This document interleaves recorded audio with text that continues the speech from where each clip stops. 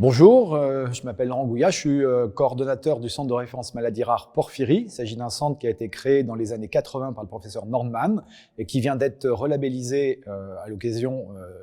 de la nouvelle campagne 2023 avec 2 centres de compétences. Voilà, il s'agit d'un centre clinique et biologique puisque nous sommes CRMR et LBMR et nous prenons en charge l'ensemble des patients atteints de porphyrie en France.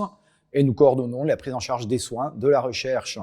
et nous apportons une expertise sur le territoire national avec l'aide des centres de compétences.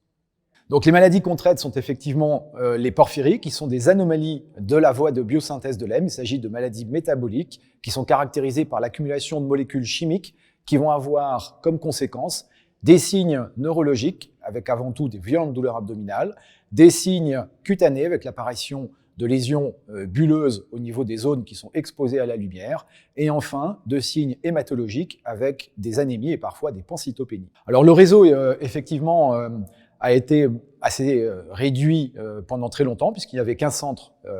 qui était le centre qui est situé à l'hôpital Lumouriez à Colombes, mais depuis quelque temps nous avons réussi à mobiliser certains de nos collègues autour de la problématique des porphyries avec 2 centres de compétences qui viennent d'être labellisés, un centre qui est à Bordeaux, qui est dirigé par le professeur Mercier, qui est un centre qui s'occupe à la fois des porphyries à manifestation cutanée et des porphyries à manifestation neurologique.